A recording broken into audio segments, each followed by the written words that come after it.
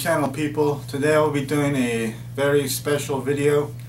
I was tagged in a Fun for 5 tag by my boy dbougier86 from Body Bags. He was tagged by somebody else, so he tagged me at the end of his video, and today I will be answering 5 questions, mostly about my childhood and collectibles that I own, and gaming systems. So this tag is right up my alley because I have so much to talk about with you. So without further ado, I'll get right into this questionnaire. The first question is, what was your favorite childhood toy? Now, I had quite a bit of toys when I was a child. Used to go to the thrift store and used to buy a bunch of, you know, different types of varieties of action figures that were distributed in the 80s, because I was born in 1985, so my mom used to pick me up a bunch of, you know, He-Man type stuff. So I'll show you exactly what I'm talking about.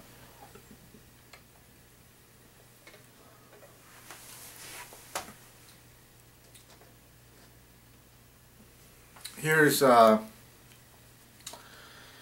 Grizzlor from the He-Man series from the 80s. This one was very hard to come by. I never had him as a child, but I did pick him up on in a toy store here recently. So the fun thing about these, none of them survived my childhood because usually the legs would break. But there's some videos on how to restore the legs and how to make them actually a lot better than they came out originally. So, and the fun thing about He-Man and collecting these is that's a whole nother universe in its own. I mean, you can spend hundreds of dollars, you know, collecting He-Man merchandise, and it's got a whole other fan base of its own. So, you know, little by little, you know, because you pick up a guy, he's not complete, so I need to get his armor and his weapon, and I think he had a shield. But slowly, you know, I'll start collecting the original series and, you know, rebuilding their armor and their weapons. So here's Grizzlor, and then here we have Rattlor, which he rattles like a little baby toy. I had him originally way back, you know, when I was knee-high running around. Used to like playing in the mud with these guys. I mean, outside playing with He-Man toys was like the greatest thing ever. You know, you had your G.I. Joes, which I also loved G.I. Joes back when I was growing up. So here's Rattler. And this one was my favorite one. Of course, he's not the original one I had as a kid. I bought him on eBay, and his legs are a little flimsy, but if they do eventually give out, I could fix him with ease. And then his gun, you know, like I said, I just bought this gun right here on eBay for $4. So, you know, when you start rebuilding these guys, you know, the cost adds up. So, like I said, it's another hobby in itself. And this guy was named Webster. He comes with a chest plate and like a grappling hook, and so he would like glide down.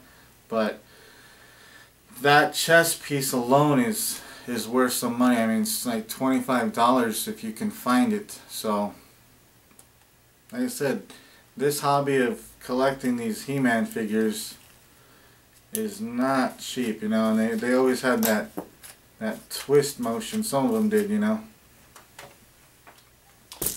So yeah, the He-Man was a childhood favorite of mine. I'll set those guys to the side. And also,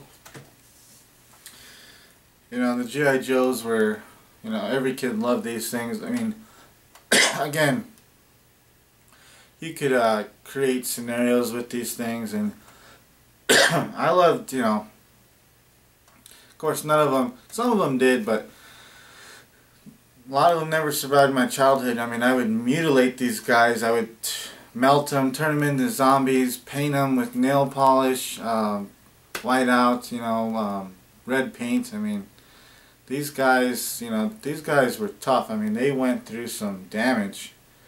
And then, you know, at the time, you'd run out of these G.I. Joes and you just salvage their body parts and create a new G.I. Joe and go back to the store, buy some more, and just, they never survived out in the field, which, you know, back then I was a kid, so these things go for good money now in mint condition, especially if they're sealed, which I do have some sealed, but, you know, my son really enjoys playing with these things, so, as did I.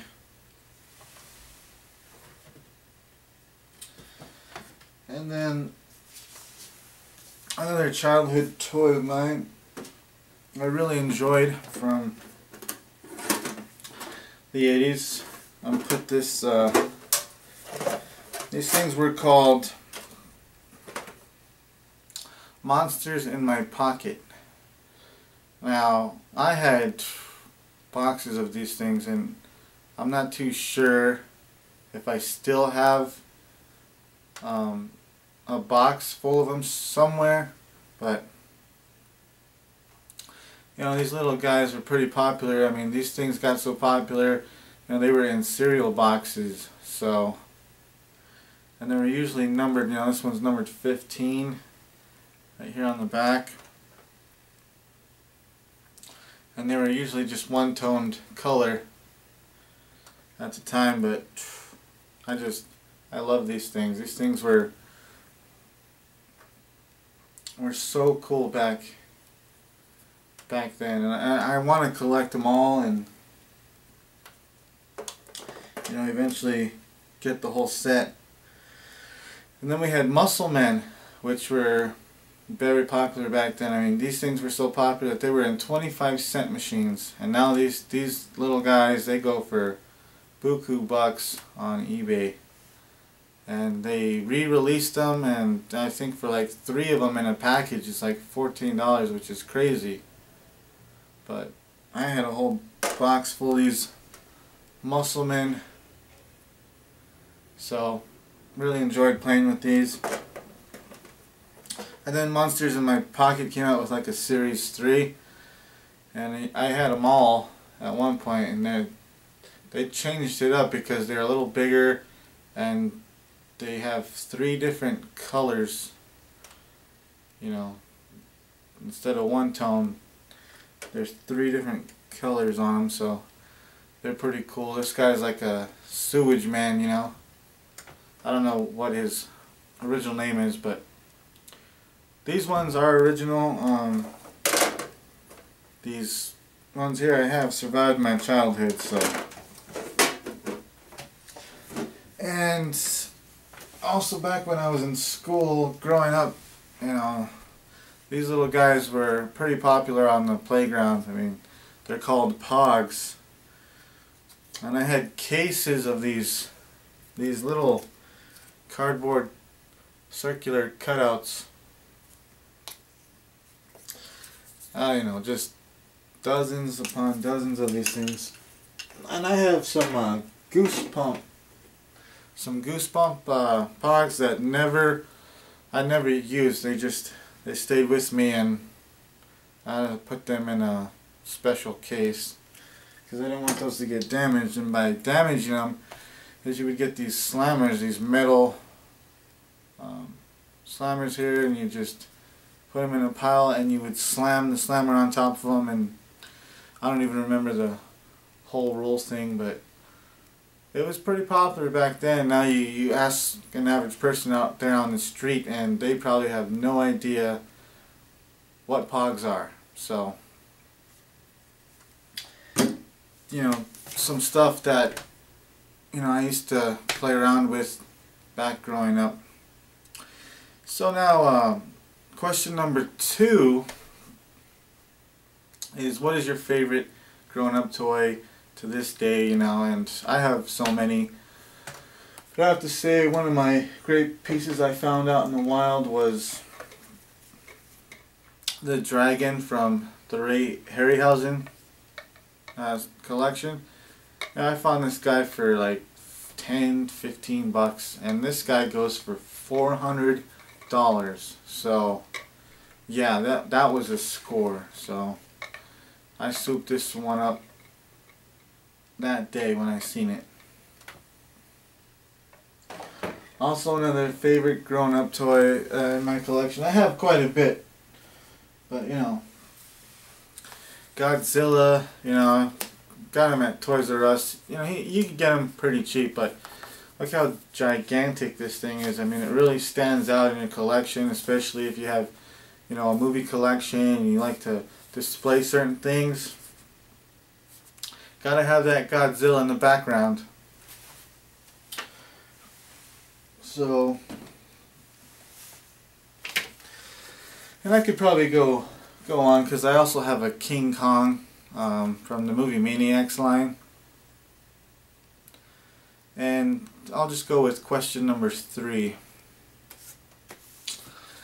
Do you unbox your toys? Yes and no. Some stuff I've unboxed, and some stuff I won't unbox, and there's stuff that I've owned and through moving through different places and going through roommates and finally making it to where I am now. Some of the stuff, the packaging got damaged, so I had no choice but to remove the content inside. So some of the stuff is displayed, and some of the stuff is so hard to find, and you know, pretty much you don't want to ever unbox it because it goes for outrageous amount of money. So a lot of the stuff I have around, no, I don't unbox, and then there's a lot of stuff that I do unbox. And one of them, I'll show you an example, is this Mad Max action figure, the Humongous, from the Road Warrior. Now these guys are pretty rare. They go for a ridiculous amount of money. I mean, I won this on eBay for like 24 bucks. He goes for $200. So in the package, and I think you can find him in a lot. I mean, but he has the hand cannon, the hockey mask, and then his weapon. And yeah, I would definitely love to take him out and put him on a display, but you know, he's just something that, no, he'll not come out of the box. I'll probably get one that is loose and then, you know, build them up little by little. But this guy's staying in the packaging. So the Humongous. And I think the Mad Max guys, they go for a lot more. So, you know, I don't want to spend that kind of money on those guys. And then I would really like to get the little kid, and then the Mohawk, which I can't remember his name off the tip of my tongue, but you know, famous in the 80s. So yeah, and I'll go around and show some of the stuff that I have hanging around and that's in packaging to let you guys know exactly how much stuff I have. And then question number 4 is, What superhero would you be and why? Well, I'm a comic book guy. I love superheroes as much as the next nerd, but you know, I can easily, just throw you somebody, one of my favorites, and be done with it. But this time I'm just gonna go out on a limb and go with the Hulk. Why would I choose the Hulk? Well, one simple answer. Who's gonna mess with this guy? You know what I mean? You piss him off and game over. He's coming after you. So yeah, definitely the Hulk would be my choice, because he just tears shit up. So that would be my choice. And now for the fifth question is PlayStation, Xbox, or Nintendo. And growing up, I'm a gamer at heart. I don't game as much as I used to, but I do pick up a game here, play it for a little while, move on to the next one, play that, then I come back to that game later and pick up from where I left off, so that's kind of my gaming now. It's just whenever I have time and I'm in the mood. And so with that, I love them all. Here's some games on Nintendo that every horror fan should have and own and play, and that is A Nightmare on Elm Street Nintendo, the original game. This game is so fun. It's really hard, and I just recently got to the next level, and I'm like, finally I figured out how to advance into the next level, and then boom, Freddy, he has his nightmarish superpowers, and now I have to start all the way back from the beginning and get to that point and dominate, because back then there was no save point, so if you died you had to replay the whole game over again. So very fun to kick on every once in a while. And with that one, you gotta have Friday the 13th. And this game is pretty fun. Pretty much the same kind of concept, but you're in the woods, and also very challenging. I haven't put too much time into this one as the Nightmare on Elm Street, but eventually I'm just gonna throw this in and get down with it. And then I had the Super Nintendo Zombies Ate My Neighbors, which my brother's borrowing right now. But if you're a horror fan and you love games, you gotta have Zombies Ate My Neighbors, period. Alright, we'll go on with more Nintendo. Nintendo Wii. Here I have collections of these, but I pretty much brought out the genre-based games, and got House of the Dead 2 and 3, which really fun stuff here. I mean, arcade, Sega. It's always fun to throw this one on. Then I have Resident Evil Umbrella Chronicles, which is a first-person shooter. This was very challenging. Really enjoyed this one. And then same with the first one, but the first one I do not own anymore. But Manhunt and Manhunt 2. This is a great game. I mean, I need to buy the Wii and finish this game, but very violent. The first one was violent. This one wasn't too violent, but really fun. You go around just killing guys, and there's different types of groups that are hunting you for sport. So if you haven't played Manhunt, I highly recommend it. The first one's on PlayStation 2, so seek it out. And then we'll head on with the Nintendo GameCube, which when that thing came out, I absolutely loved it. Here we go with Resident Evil 0. I'm stuck on this one part in the train, but this one you play Rebecca Chambers from the first Resident Evil, and I can't remember what his name was, but his name's Billy, I believe. But anyways, he's kind of like a prisoner, and you gotta survive on this train, and it's real nostalgic. So Resident Evil.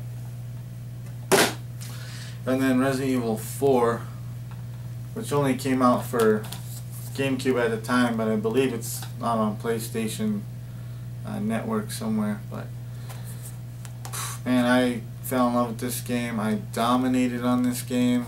I fell in love with Resident Evil 4, and right now that came out, it's a new one, Resident Evil. You're an Umbrella Corp, so it kind of has the same style as this, and I'm playing that right now on PlayStation 4, so really good gameplay here. And then PlayStation 2, I was a die-hard Hitman fan. I mean, I played these things to the bone. I had to play them and get Silent Assassin on each one, which was challenging. And right now I'm on Absolution on PlayStation 3. That is a challenging Hitman game. So I really enjoyed, the Hitman series, Blood Money. This was fun. But the Absolution on PlayStation 3 is very challenging. There's so many things to do, and now they just came out with a Hitman exclusive for PlayStation 4, downloadable, $65, but I haven't got around to that because I know once I get into that, I'm never gonna stop playing it. So eventually I'll buy it. Supposedly, one target in the new Hitman game is Gary Busey, so I'm definitely gonna have to check that one out. And then Xbox, not one, but the original Xbox, the Xbox. Doom 3, was a great game to own on that system. So here we have the limited collector's edition, so a really scary game. I also have the original Doom for Super Nintendo. And the reason I bought the Xbox was to play Stubbs the Zombie. I absolutely love this game, and if you're a zombie fan and you know your zombie films, then you have to play Stubbs the Zombie. It's just, you eat brains, possess the living, build a zombie horde, use your body as a weapon. I mean, this game was so much fun. I just finally beat it, and it was very challenging. It's kind of like 50s futuristic type of genre. So it's like, being in the 1950s with hover cars. So it's pretty cool. I mean, really enjoyed this one. Be the zombie, you're actually the zombie fighting the humans.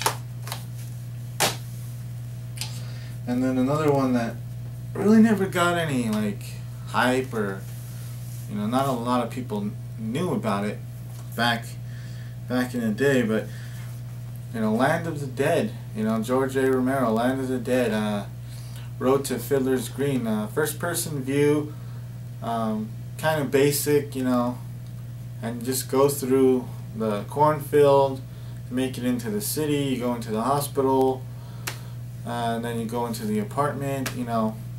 It's very very original, nothing too flashy, but I remember when you had to clear the rooftop on Fiddler's Green, that was just, I was like, man, how do you do it? These zombies just keep coming and coming and coming.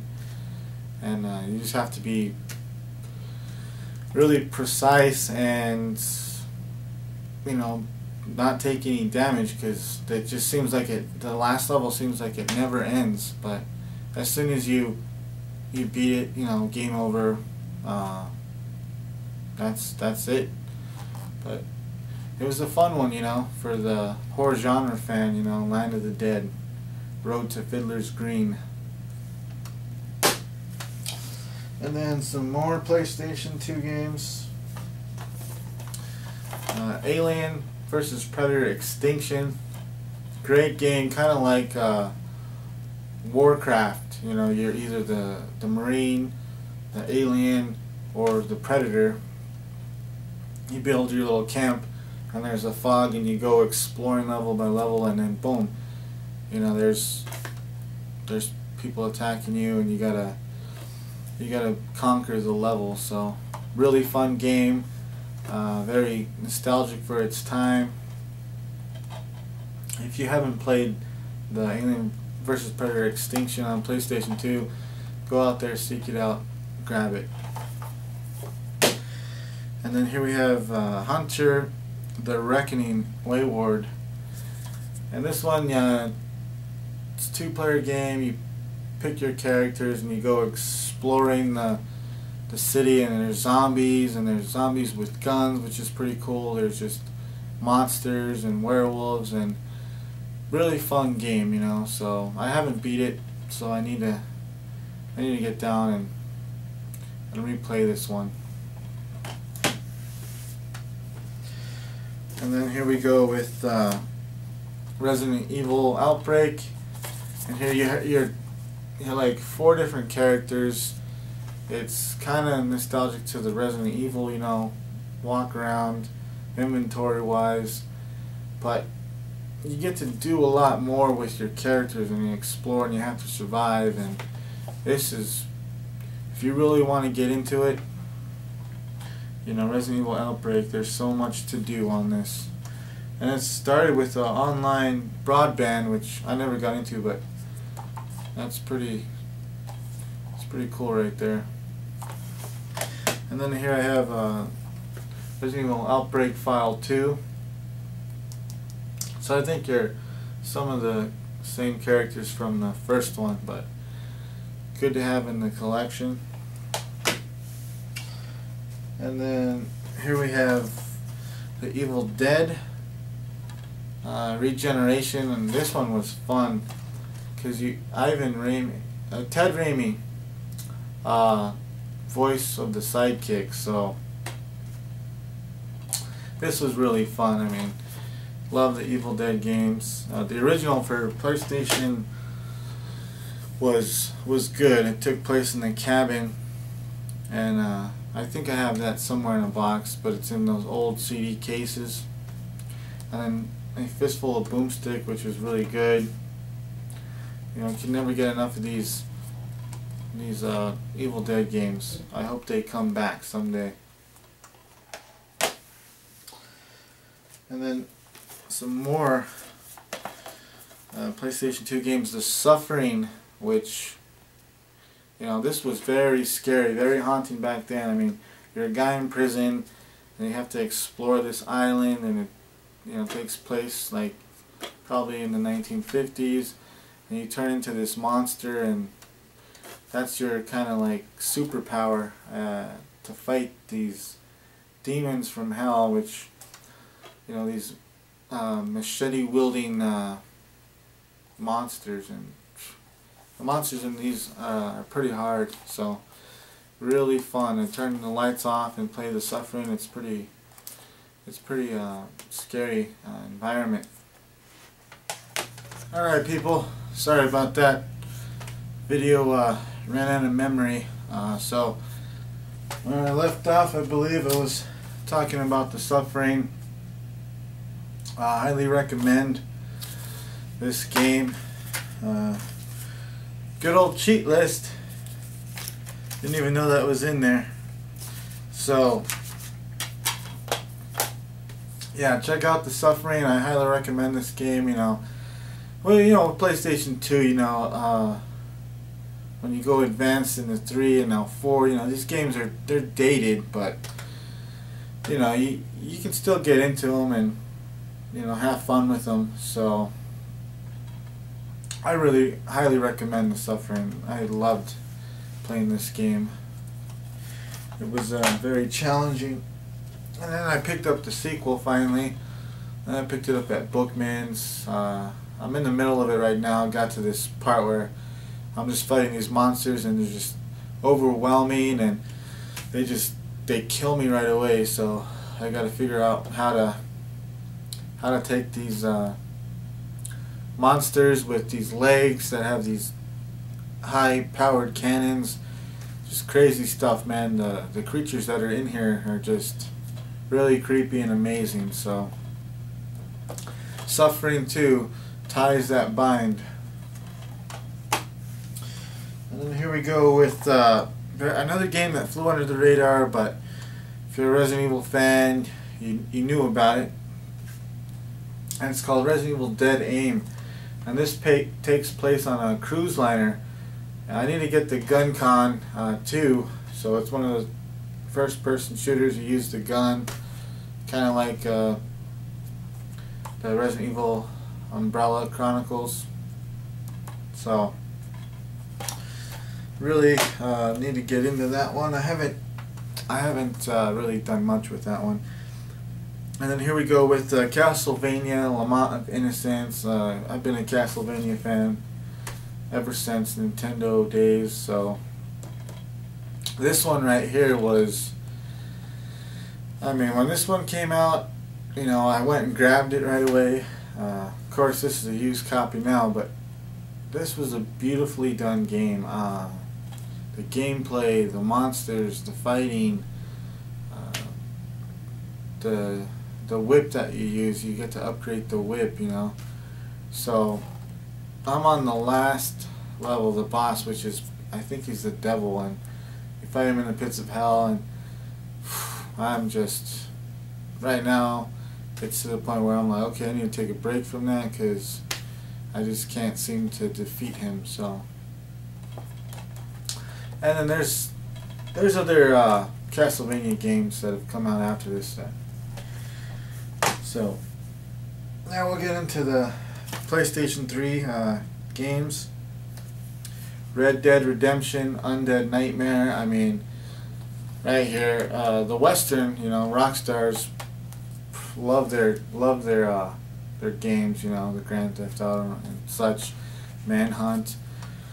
So this is the sequel to Red Dead Redemption, and this one is actually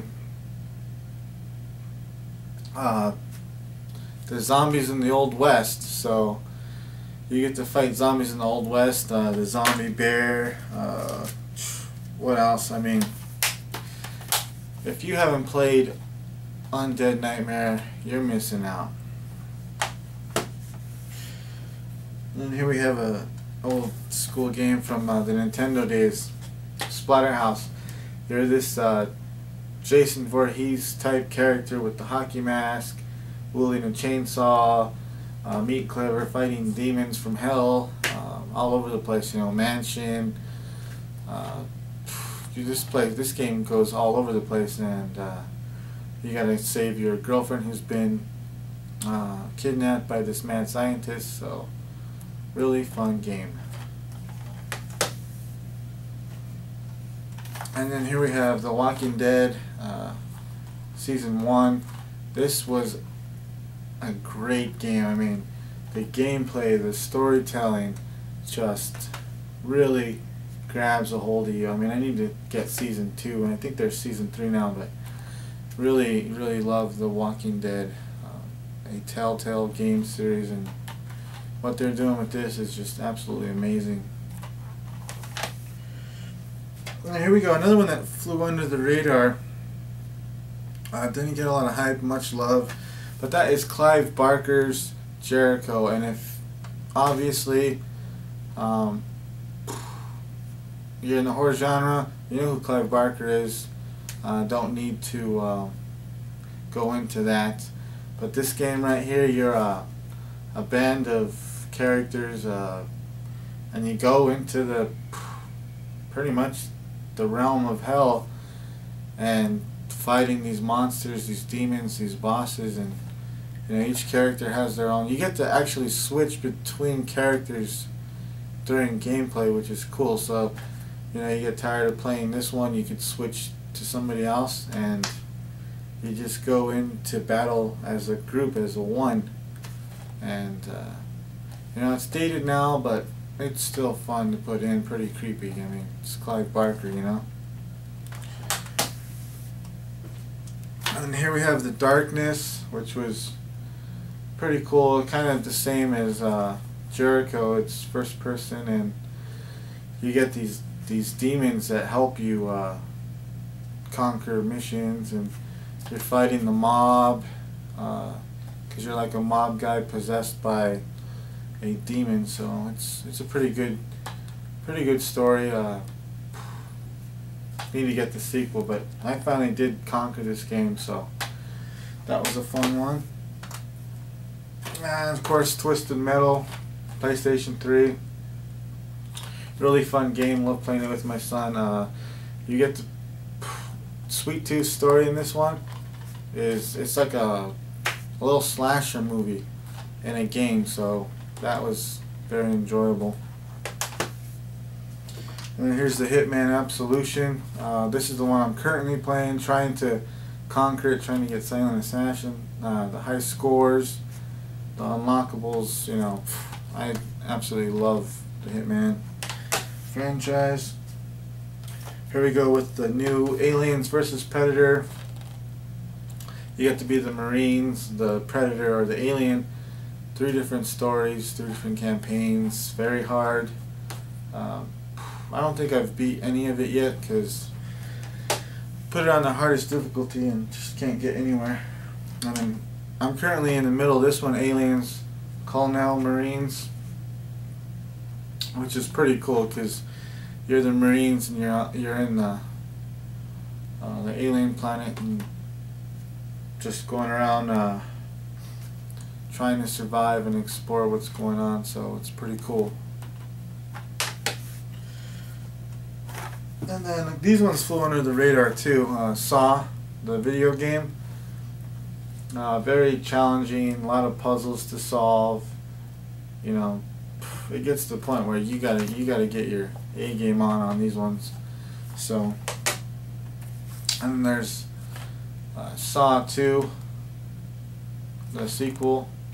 More puzzles, more survival tactics. They flew under the radar. I mean, they're not the greatest, but if you are a Saw fan, you know, you'll appreciate them. Here's Darksiders 2, which you're a 4 horsemen of the apocalypse. I haven't played the first one because you're war in the first one. This one, you're death. And I do believe there's a sequel to this sequel. So this one, you're death, and the game is so huge. The map is just incredible. There's so much to do, so much to explore. The upgrades are amazing in this game. Death has just an arsenal that you wouldn't imagine. And the voice who does this is Michael Wincott, which is top dollar in Crow, for those of you who don't know. And they picked the perfect voiceover for this character, Death. So definitely Darksiders 2. And then here we have Dark Souls, the first in a trilogy. My brother's playing the 3rd one now, and it's getting up there. It's getting pretty good. They're doing big things with this game, and this first one is very challenging. I'm on this part where I cannot pass. I mean, either fight skeletons that just never die, a big giant monster on a bridge, or this dark knight that just chases you throughout the castle. And so I do need to just get into this game because this is actually it's actually a pretty good game. Just haven't given it the time it deserves. And here we have The Last of Us. Kind of like a zombie infectious game. Almost kind of like The Walking Dead, but You know, I'm in the middle of this game. You know, it's nothing too flashy. You're on a mission to find a cure, so it is pretty creepy at times, I do admit. And then here you go with one of my favorites, Lollipop Chainsaw. Everybody in the genre should know this one. This one has so many what do you call them, Easter eggs in it, you know, because she's wearing a cheerleader outfit and it's called San Romero Nights, reference to George Romero, and there's references to Fulci, and you know, Michael Rooker does a voiceover in this. He plays like the pirate zombie or something, and just a lot of fun. It's bloody, you know. So, and then here we go with another Resident Evil. Operation Raccoon City. You're a band of Umbrella Corps once again, and this time they're very unique, and you go through the city and conquer, and this game is pretty fast. It's very short, which I was kind of disappointed. I'm like, man, that was a short little game. But then, you know, they give you 6 characters, so you have to play each character at least once, and then do the story game and get a feel for their different style, uniqueness, and how they bring to the table a different fighting style to the game. So it can actually be pretty long if you play all different characters. So that's pretty much my gaming life right there. I do have so many others, and if you guys want me to do a YouTube video with just my overall games that I have and own, and I'll do that. But you know, I gotta get that fan base. I'll leave a comment down if you're interested. And right now I'm gonna go out and do some tags. So I'll tag Double Shot J, because I'm pretty sure he's got some stuff to bring to the table. Mood 616, he grew up in the 80s, so I'm sure he knows a lot of the toys and stuff back in that decade, you know. Toddy Walnuts, I'm sure he's got some stuff to bring to the table. Matt from You and Your Horror Movies, I'm sure he's got some great answers for this questionnaire. And then last, a new subscriber to my channel that I kind of been chatting with, Dr. Jones Kruger. You know, hopefully you do a video response. I mean, I've seen some of the stuff in your background. You have Batman collectibles that are still in packaging, so apparently you know what's up. So, and on that note, I will show you some of my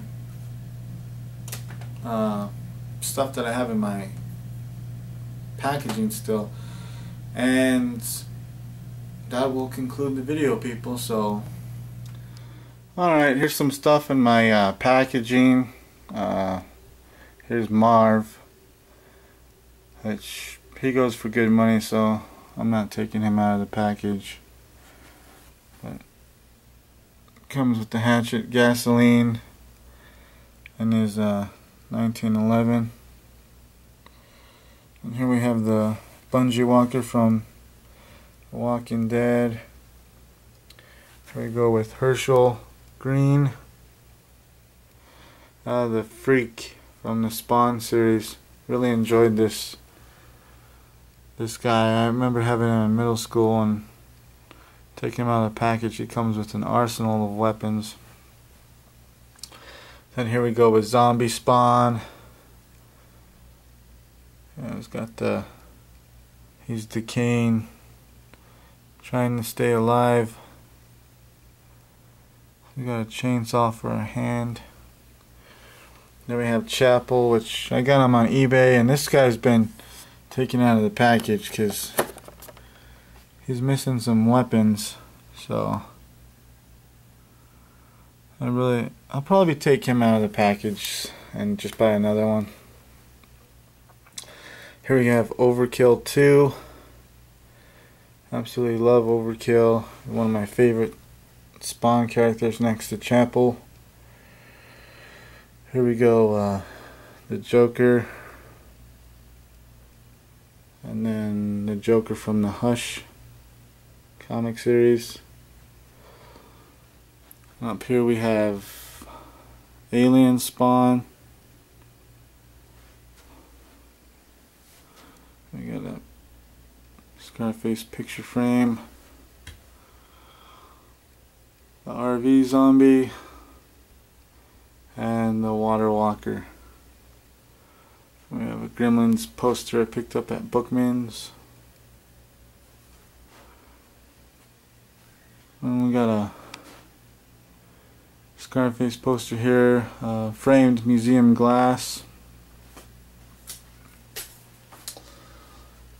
And right here we have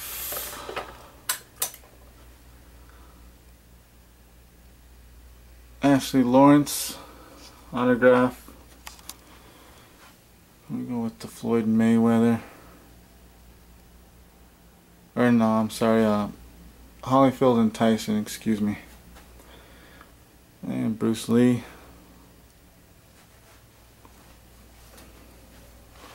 Got the Boondock Saints, which was a great group of guys, man. Those guys are just amazing.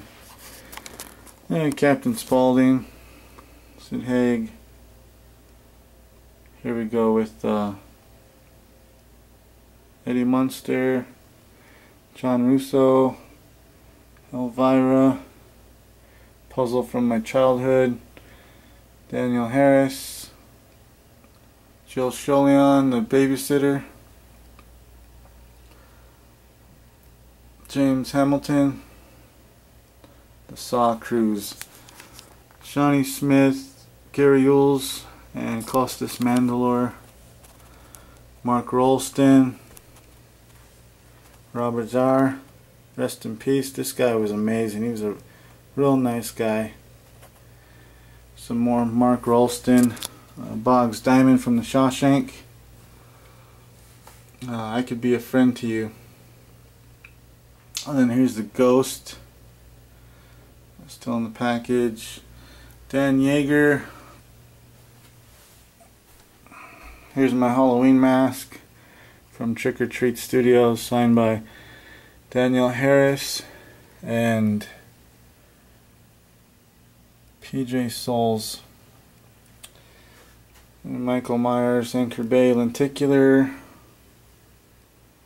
There's my Michael Myers statue, the King Kong I was talking about. Here's a Bane that I put together, and I did the painting on this Batman character Bane, so I was really happy on how well he came out. So I'm gonna have to pick up the Riddler and paint him next. Nightmare on Elm Street, Bill Moseley, Linda Blair, Mark Rolston again from Aliens, the Legend Tom Savini, Fred Williamson. Here's Debbie Stevens in the package. I'd really like to get another one, take him out, put him on display, because she turns into that cockroach. Here we go with Heather Langenkamp. She also signed my glove. Then here we go with Chrome Skull 2. Shawnee Smith, the Needle Pit. Brad Dourif, the Gemini Killer. John Kazar, Crypt Keeper. Dieter Laser and Tom Six.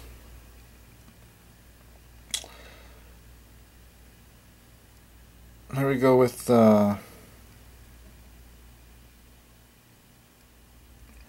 Alice from Nightmare on Elm Street 5 and 4, I believe. So she wrote Rest in Hell. She's Lisa Wilcox. She was really nice. And we go with PJ Souls. Here we go with Dan Yeager. Awesome guy. Then the legend Gunnar Hansen.